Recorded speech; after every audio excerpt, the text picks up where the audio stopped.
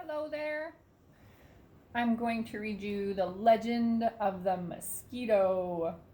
Um, so I've been going through the books and coming across legends like this one, The Legend of the Dream Catcher, Coyote in Love, The Story of Crater Lake. So there's lots of different books I have in the library, and I'm excited to share them with you all. So I'm going to read The Legend of the Mosquito as told by Carrie Fiddler, written by Celia Deschambeault, illustrated by Sara Cydejko. I can't pronounce her last name. Okay, here we go.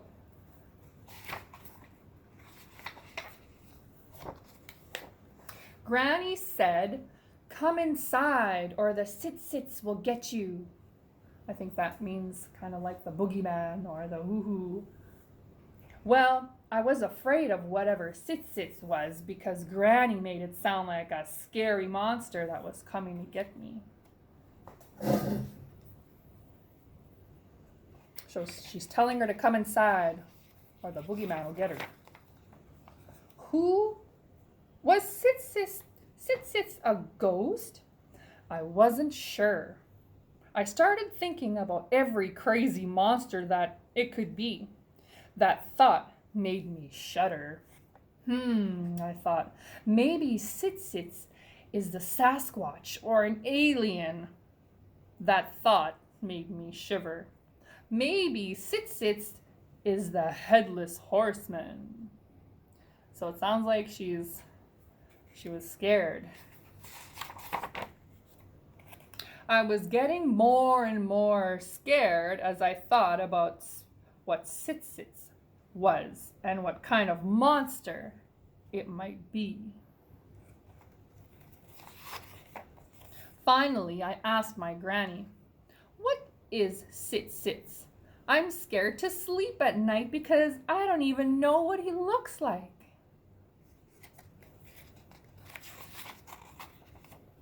Granny sat down with me and began to tell me her story. Long ago, there was a creature that lived in the woods. He was never seen during the day. He would only come out at night. Granny said he had huge wings, a long nose, and big eyes. Sounds pretty scary. He would fly around the village after dark to see if all the kids were inside their homes. If anyone was wandering around, he would grab them and put them in his huge sack and fly off with them. That sounds scary. By now, I was really scared because I knew this creature had to be huge. I would sure hate to meet up with him.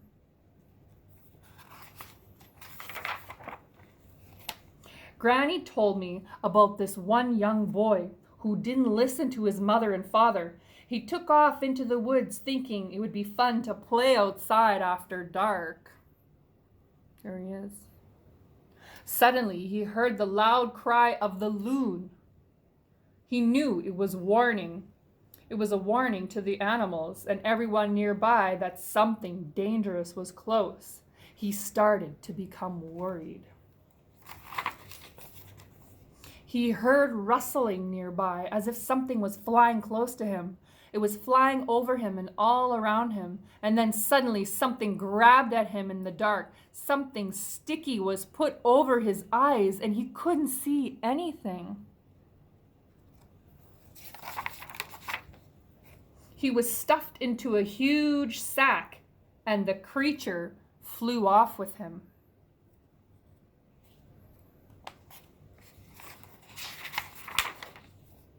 He landed on the ground with a big thud. He could hear the creature preparing a fire. He smelled the smoke and he heard the crackling. Now he was really scared. He could feel the heat from the fire As it got hotter and hotter, the sticky stuff on his eyes began to melt. He could almost see the outline of the creature. It had large wings, a long nose, and big eyes.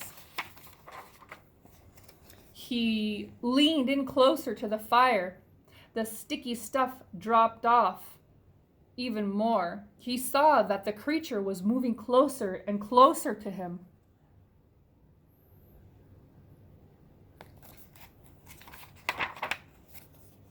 As the creature was about to grab him, he jumped up and kicked it as hard as he could.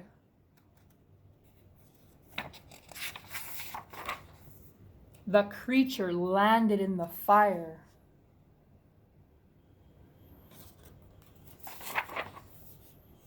But creature did not die. Instead, it transformed into millions and millions of creatures, all with large wings and long noses, creatures that we now call mosquitoes. I had been afraid for nothing, I told Granny. Mosquitoes are not scary. They are tiny, but they do bite hard. Granny told me that I should respect all beings. Each and every one is here for a purpose. The mosquito is here to remind us to respect our parents by listening. If we don't, then the sits will get us. Thank you for joining me.